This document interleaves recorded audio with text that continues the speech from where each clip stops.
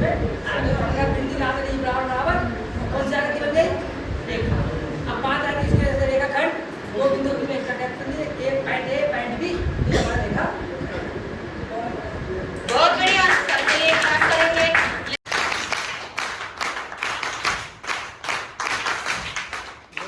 पढ़ाती हूँ, फिर रेखा पढ़ाती हूँ। रेखाखंड इसलिए पढ़ाती हूँ क्योंकि दो हमने बिंदु पढ़ा दिया। अब बिंदु पढ़ा दिया, एक बिंदु इधर लगाया, एक बिंदु, बच्चा बिंदु से परिचित है। दो बिंदु को चलो स्केल से मिला दो, दोनों बिंदुओं को।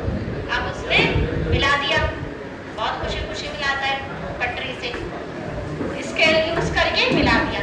ये जो आया ये क्या है? दो बिंदुओं के बीच की दूरी आ गई, ये क्या है? रेखाखंड है।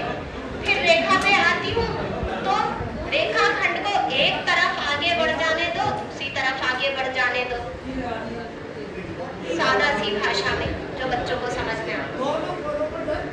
और तीर जरूर लगा देना, बिना तीर के। अब तीरों की बात आएगी तो उन्होंने देखा होता है कि रोड पे जा रहे हैं तो तीर का निशान लगा होता है। आ गए हम अपनी किरण पे, देख रखा है उन्होंने, परिवेशीय ज्ञान से जोड़ दिया। और कहाँ देखा है तीर? सर कुछ कहना चाह रहे हैं? रेखाखंड है ये रस्सी है, इसको हम कोई भी आकृति बनाए, सपोज अगर हम इस तरीके से बना दिया जाए,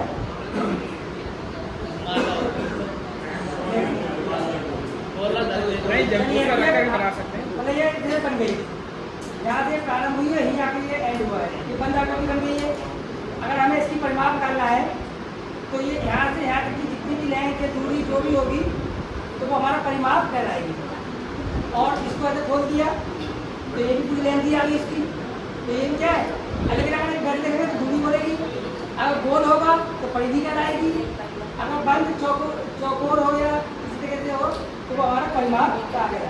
बट नाम का चेंज है, लेकिन कुल मिला के परिमाप कहते भी इसलिए, परि मतलब चारों तरफ, और उसकी माप, परिमाप।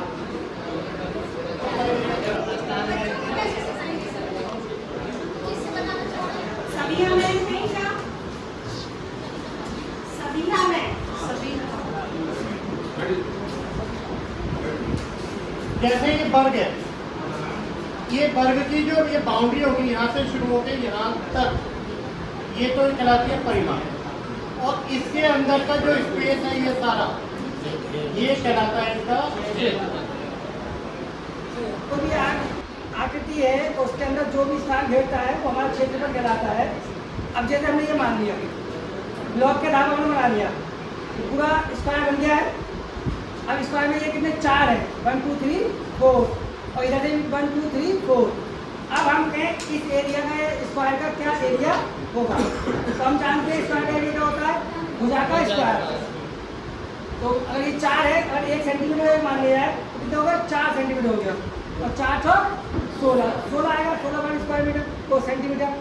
अब देखिए यहाँ पर 4 माने, अब इसको गिनिए, 4 इधर 4 इधर, और ये देखिए 16 ही होंगे टोटल, होंगे 16, 4 4 4 8, 4 के 12 और 4 4।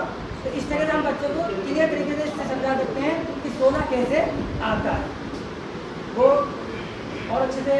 और मैडम बेंच तो एरिया कितनी एरिया होता है? स्टेपिंग पैड से भी बताया जा सकता है। जैसे ये आकृति है और इसको आप पैड से ऐसे करके बता सकते हैं कि ये इस आकृति का ये एरिया, ये क्षेत्रफल है, इसके द्वारा भी दिया जाता है।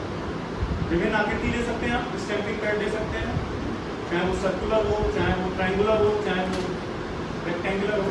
तो आप स्टैम्प कर करके बता सकते हैं कि बेटा ये है, ये एक आकृति, और इसका एरिया अगर आपको निकालना है तो स्टैम्प करके बता दीजिए कि ये जो जगह जितने में आपका कलर आ रहा है, ये इसका, इस फेस का, इस तल का एरिया है। चलिए बता